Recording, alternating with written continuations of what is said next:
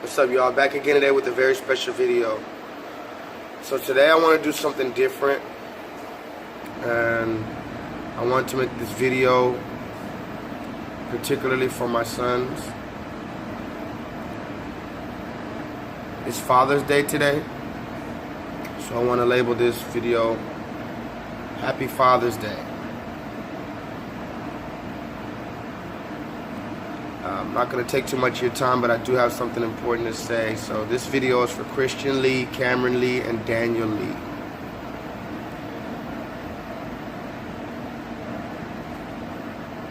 I'll make my first claim for my first son. My first thing I want to say is to my firstborn son, Christian Lee, you are the light of my world. When you were born, I was 19 years old.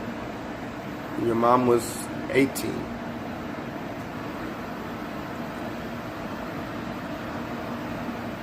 Before you were born, I was just plain old Josh, plain old Joshua, J-Lee. I was hard-headed, I was arrogant, I was ignorant, I was selfish.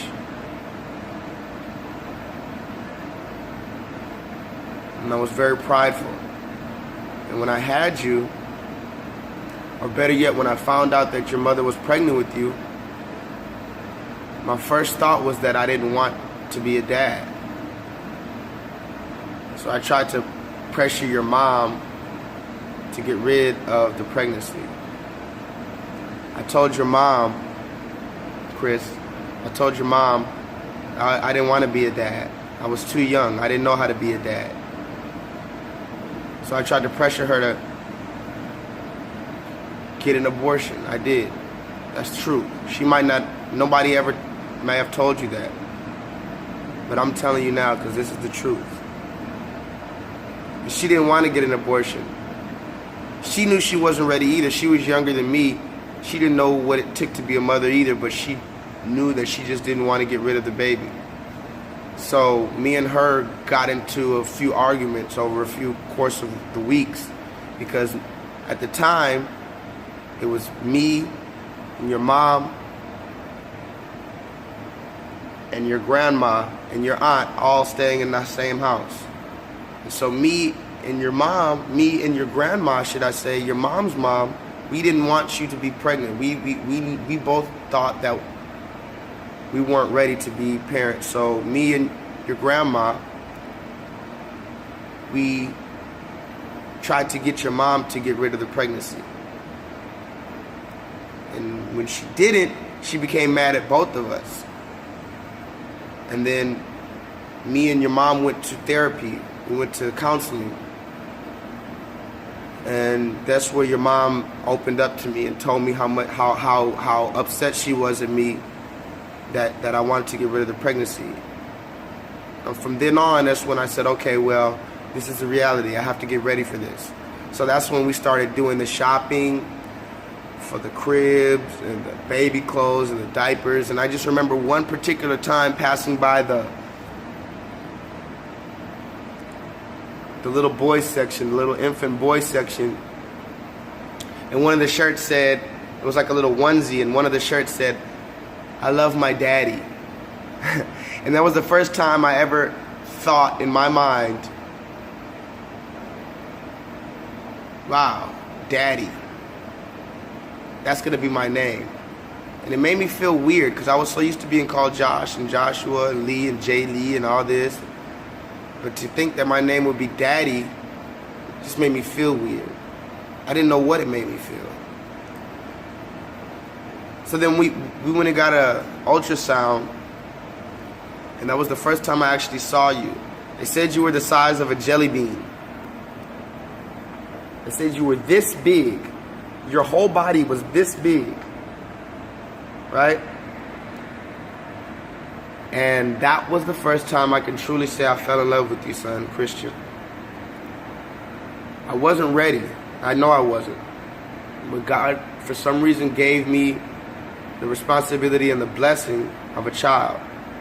And when I saw you on that ultrasound flipping around, and they put the screen on her belly, and you were just flipping around, you were just so active. I knew that you were my son. And I fell in love with you ever since then. And I told your mom after the ultrasound, I took her to Buffalo Wild Wings and I told her I would never, ever, ever tell her again to get an abortion. And I told her how sorry I was.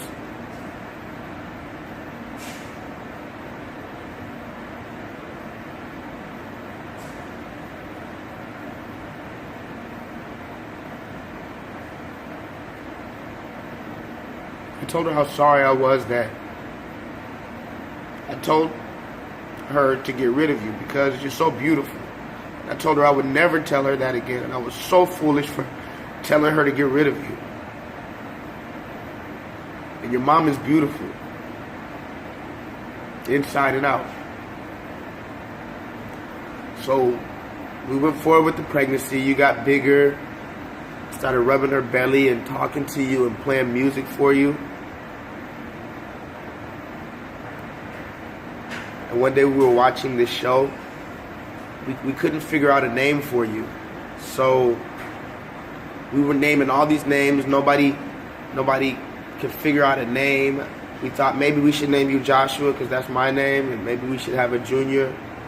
And maybe we should name you Adrian because your mom's name is Adriana. And your uncle's name is Adrian. We thought so many different names. To finally, one day we were watching this show that we like. It used to be called Nip Tuck. And there was this doctor on that show that we liked. His name was Christian. And we were watching the show and I told your mom, I said, hey, what about Christian? And right then, we both were like, I like that. And when we went and told the family, the rest of the family, hey guys, we think we're going to name him Christian. Everybody liked that name. There was every name that we came up with, there was always a problem. But Christian is one of the names that, Christian Lee. Because your middle name is Lee because my middle name is Lee. And Christian Lee, we said, wow, that sounds like it fits him. So that was your name. And I still remember the day that you were born. I was in the hospital with your mom and I was feeding her ice chips and rubbing her head and and my mom and your mom's mom were all in the hospital because this was the first time I had been through this and I was standing right over you as your mom was giving birth to you. Man, I'll tell you what, that's not a pretty sight, man. It's a crazy sight to see a woman have a baby. Especially your woman have your baby. And it was intense. Blood and everything everywhere, right there. And the doctor said push, and I started to see your head come out. A big old head full of curly hair. You know, some babies don't have hair when they come out. The first thing I saw was the top of your head, and it was full of hair, full of curly hair. I said, that's my son? I said, that's his hair? The doctor said, yeah. So he said, push some more. She pushed again. Your whole head came out. Now, if you can imagine, this little thing that you're coming out of, just like this. And she said, push, and all of a sudden, your whole head just came out. Your whole head just came out. And then your whole body followed. Cut the umbilical cord, you started crying, and me, I felt so many emotions. I felt disgusted because all of the blood. I felt scared because all of the blood. I didn't know if she was going to be okay, if you were going to be okay. I was anxious, I was nervous, because mind you, the whole pregnancy I was calm and collected. Even on the way to the hospital, I was the one that was calm. But right when you were coming out, I was nervous, I was scared. I was happy, anticipation, didn't know if I was ready to be a dad, but all the emotions hit me at once. So, after all these emotions hit me, I looked down and you were here. You were finally here. The little boy that I saw that was a little jelly bean flipping around, the little boy that I was talking to in the belly for 9 months, you were finally here. And you were so beautiful. You looked You look like me. You look just like me and your mom. It was so beautiful. I was the first face you saw. And your eyes opened. They laid you on this little bed. It's like a little bitty crib with a light on top of it, and the light was warm because the hospital room was cold. So they had this little bed with the light on top that kept you warm while you were naked. They wiped all the little blood off you and laid you down there butt naked, and you were crying with your eyes closed, and I came up to the side of you and whispered in your ear and said, "Hey man, it's your daddy. It's your daddy. Wake up." And you opened your eyes and you looked at me and you calmed down and you stopped crying. You just stared at me. For the first time ever, I felt like I saw God, because you looked at me with these eyes that I had never seen before. These brand new, fresh eyes that weren't tainted by the world yet, weren't tainted by ego and jealousy and lies. It was just a brand new life staring at me with honesty. And it was so vulnerable, and I knew from that moment that I had to protect you. And I knew that God made me your father for a reason, Chris. So I whispered and I kissed you and I told you I'm your dad, and I made you a promise. I said, I'll never leave you. And I said, I'll never lie to you. I can't make you a million promises like I'll get you a nice house and I'll get you every pair of Jordans and I'll buy you a Lamborghini when you're 18. I couldn't make those promises. But I made you a promise that I knew I could keep. I will never leave you. Meaning I will never leave you by my choice. And I will never lie to you. And to this day, I've never broken those promises. Even though I haven't seen you, son, I've never broke those promises. I never left you. And I would never lie to you. Those promises are still true. You have one person in this world who would never leave you and never lie to you, no matter what. That's me. So moving forward, the first night that I saw you and I had you, I was asleep on the little couch right next to your mom's bed while she was asleep. And 3 in the morning, you started crying. And it was just me, you, and her in the room. Everybody else had went home. The doctors weren't there. And you started crying in your little bed. And I woke up and I saw you there. And I picked you up. This is the first time I picked you up. Put you on my chest and laid down with you and went to sleep. That night I had a dream. The dream I had that night changed my life. I'm gonna tell you what that dream was. So, as I said, I was laying down with you on my chest and I went to sleep. This was the first night that you and I slept together. I raised my shirt up. I had like a tank top on. I raised my shirt up so that your chest, your bare chest, could be on my bare chest. And I put our flesh together and I put your heart on my heart and I went to sleep with you on my chest, a little baby, on the sofa. And I laid back and went to sleep. That night I had a dream that I was in the streets and it was storming. I mean, I'm talking the worst storm you've ever seen, almost like a hurricane, just a lot of rain coming down, thunder, lightning, and I was in the streets and I was alone. I don't know why I was alone, but I just knew that I was alone. And then I looked up and I saw people from our family on the other side of me just looking at me with their arms folded, mad at me, shaking their head in disappointment. And I didn't know why they were mad at me, why they were disappointed, but I just knew that they were disappointed in me and they were mad at me. And I felt so much anger and rage, and the more anger and rage I felt, the more thunder and lightning came down. Mind you, remember, this was in my dream. All the lightning and thunder was coming down. I felt so much rage and anger. And then I saw your mom standing across from me. And she also had her arms crossed and she was also shaking her head and she was mad at me. And I didn't know why, but I was mad at her too. And then I looked down and I saw that she was pregnant with you in this dream. So then I immediately went up to her stomach and I rubbed the stomach and I put my ear to her stomach and I felt a rumbling in her stomach and I felt you kicking and punching and screaming. I felt that you were just as angry as me in that stomach. And just then in that dream I said, God, no, please don't let him feel what I feel. please don't let him feel this anger. I'll do anything. I promised God, I said, I'll do anything if you just protect my son and don't let him end up like me. Don't let him be angry and bitter like me. Don't let him feel this anger like me. Don't let him hold on to this rage like I do. And I promised God in that dream that I would do anything and I would give my life if he would just protect you. And that's when I woke up from the dream. And when I woke up from the dream, I didn't even realize I was dreaming. And I was like, where am I at? And I realized I was in the hospital room, and I looked down and I forgot that I had you on my chest. And when I looked down, you had woken up and you looked up at me and you smiled.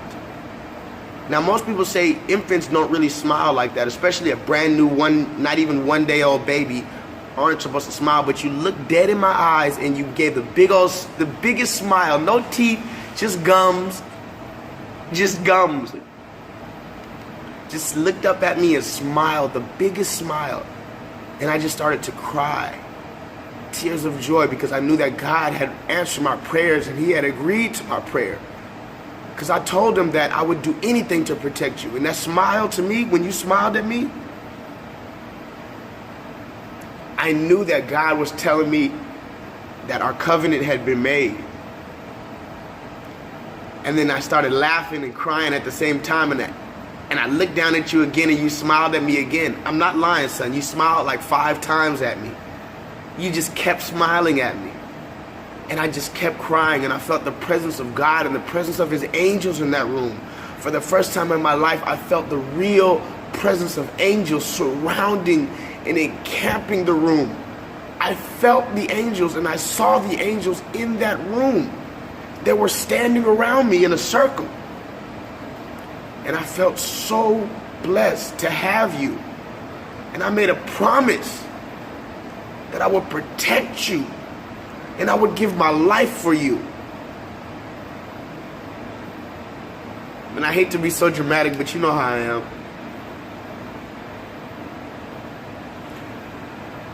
So from then on, of course, we took you home after a few days and learned how to bathe you.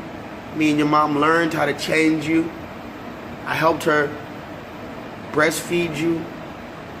We learned how to make baby bottles. We learned how to wake up at 3, 4 in the morning to crying. We learned how to be patient. We learned so many things from having you, son. And I just remember when we left the hospital, me and your mom were in the back seat with you. You were so tiny. You were so tiny. We had the smallest car seat, and you were still just drowning in the car seat. We put the little buckles on you, and you were just so little. These little pants and your little legs were like that big. That's how I knew you were my son, because you were so little. And me and your mom, on our way home in the back seat, we just both looked outside, and I remember telling her, why does it look different? And she agreed, and we both realized that the streets looked different, the buildings and the trees looked different, and the sky looked different for some reason. The whole world looked different after I had you. And that's because you made my life better, son. You're my firstborn son. And I love you. I love you with all my heart. And I made this video on Father's Day for you and your brothers. This is part 1. I'm going to make part 2 for Cameron Lee, and I'm going to make part 3 for Daniel Lee. But this one is for you, Chris. You're a good big brother. You don't have to share this video. This video is just for you. You're a great big brother. You are the best big brother. You are the best child. You have done wonders for me. You have saved my life. Without you, I may be dead or in jail or strung out on drugs. You have made me a better man. You made me want to get rid of all the imperfections in my life, to better myself, to show you an example of what you can be and how great you can be. And you can be better than me. And the fact that you know how to draw, and you're so passionate and you're compassionate, and you love other people, and Everything about you shows me the greatest piece of myself. On my best day, I'm only a piece of how great you are on your worst day. You're so much better than me. Even at your young age, you're so much better than me. And I praise God and his angels for allowing me to feel the blessing that is you. You're a genius. You are everything I ever wanted. And even though I haven't seen you in a long time, I still love you. I always love you. I think about you every day. Now, some people will call me a deadbeat dad because I haven't seen you in a long time and because me and your mom aren't together. And that's fine what they call me. But I just want you to know, son, from my mouth to yours, my soul to yours, that I never broke that promise that I made to you in the hospital bed. I'm never going to leave you. And I'm never going to lie to you.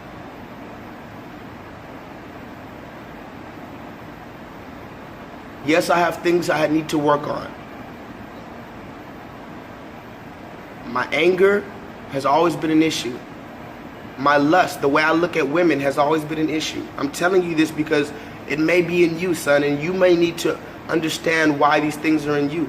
I might not be able to tell you at a later date, so you need to know now. You need to learn your imperfections. You need to learn the things that make you weak. You need to learn your triggers so that when they start coming on, you can defeat them. You have the power through God and through Christ to defeat the enemy. All negative aspects of our personality are from the enemy. We can destroy the enemy with God's word, son. As I always told you, God is in you and God is in others. The way you treat yourself and the way you treat others shows how you feel about God. So please know that. Please continue to take care of your brothers because they need brotherhood. Just like the Ninja Turtles, and I always told you I was Master Splinter, you were Leonardo, and your brother's Donatello, your other brother's Michelangelo. It's true. But some days Master Splinter's not there and Leonardo has to go out and tell his brothers what to do. And that's you, Chris. If anything were to happen to me, you're the next up. You're the next lethal. So I'm telling you this to be a better man than I was. I love you, son. Happy Father's Day. And with that being said, please vibrate higher.